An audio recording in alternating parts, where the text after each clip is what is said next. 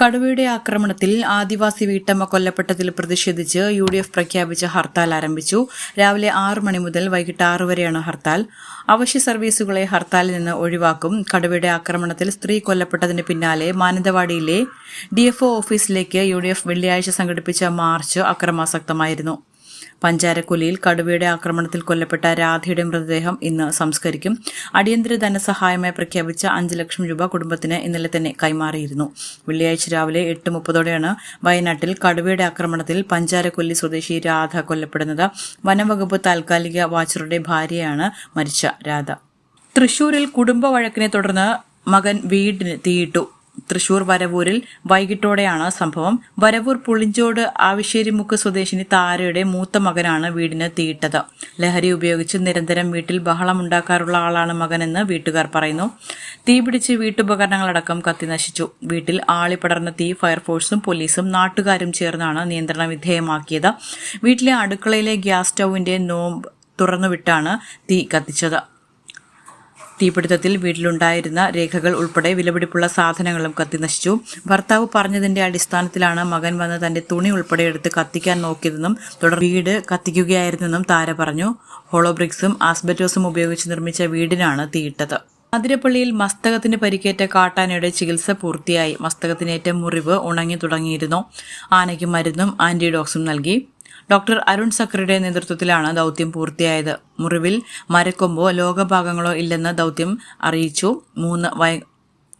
3 മയക്കുവെടിവെച്ച ശേഷമാണ് ആന നിയന്ത്രണത്തിലായത്. ആനയ്ക്ക് വലിയ ക്ഷീണമില്ലെന്നും കണ്ടെത്തി.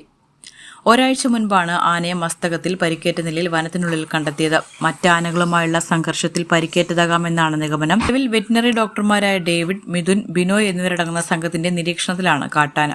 ആനയുടെ മുറിവ് ഗുരുതരമല്ല എന്ന നിഗമനത്തിലാണ് വനംവകുപ്പ്. മുറിവ് മസ്തകത്തിലായത് പരിഗണിച്ചാണ് വിദഗ്ധ സംഘത്തിന്റെ പരിശോധനയ്ക്ക് കാട്ടാനയെ വിധേയമാക്കാൻ തീരുമാനിച്ചത്. കുഞ്ഞിനെയും കൊണ്ട് കൂടെ വരാൻ പലതവണ ആവശ്യപ്പെട്ടിട്ടും ആതിര തയ്യാറായില്ലെന്നും അതിനാലാണ് കൊലപ്പെടുത്തിയതെന്നും കഠിനംകുളം കൊലപാതക കേസിൽ പ്രതി ജോൺസൺ ഔസേപ്പ് അന്വേഷണ സംഘത്തിന് നൽകിയ മൊഴിയിലാണ് പ്രതി ഇക്കാര്യം പറഞ്ഞത്. പോലീസിന്റെ പിടിയിലാകുമെന്ന് ഉറപ്പായപ്പോഴാണ് ആത്മഹത്യയ്ക്ക് ശ്രമിച്ചതെന്നും ജോൺസൺ പറഞ്ഞു. കൊല്ലം സ്വദേശിയായ ജോൺസനെ കോട്ടയം കുറിച്ചിയിൽ നിന്ന് ചിങ്ങവനം പോലീസാണ് പിടികൂടിയത്. എലിവിഷം കഴിച്ചിട്ടുണ്ടെന്ന് പറഞ്ഞതിന്റെ അടിസ്ഥാനത്തിൽ ഇയാളെ കോട്ടയം മെഡിക്കൽ കോളേജ് ആശുപത്രിയിൽ പ്രവേശിപ്പിച്ചു. വെഞ്ഞാറമൂട് സ്വദേശിനി ആതിരയെ ലൈംഗിക ബന്ധത്തിനിടെയാണ് ഇയാൾ കൊലപ്പെടുത്തിയത്. കൃത്യം നടന്ന ദിവസം പ്രതി തന്റെ പെരുമാതുറയിലെ മുറിയിൽ നിന്നും രാവിലെ 6:30 ആതിര താമസിക്കുന്ന വീടിന് സമീപമെത്തിയിരുന്നു. പിന്നീട് ആതിര മകനെ സ്കൂളിൽ ബസ് കയറ്റി വിടുന്ന സമയം വരെ അവിടെ ഒളിച്ചു നിൽക്കുകയായിരുന്നു. ഇതിനിടയിൽ ഇരുവരും ഫോണിൽ ആശയവിനിമയം നടത്തിയെന്നും മൊഴിയിലുണ്ട്. ആതിരയുടെ ഭർത്താവ് പൂജാരിയാണ്. ഭർത്താവ് അമ്പലത്തിൽ പോയതും കുട്ടി സ്കൂളിൽ പോയതും ഉറപ്പുവരുത്തിയ ശേഷമായിരുന്നു പ്രതി വീടിനുള്ളിൽ പ്രവേശിച്ചത്. വീട്ടിലെത്തിയ പ്രതിക്ക് ആതിര ചായ നൽകിയെന്ന് മൊഴിയിലുണ്ട്. ഈ സമയത്ത് കയ്യിൽ കരുതിയിരുന്ന കത്തി ജോൺസൺ കിടപ്പുമുറിയിലെ മെത്തയ്ക്കടിയിൽ ഒളിപ്പിക്കുകയായിരുന്നു.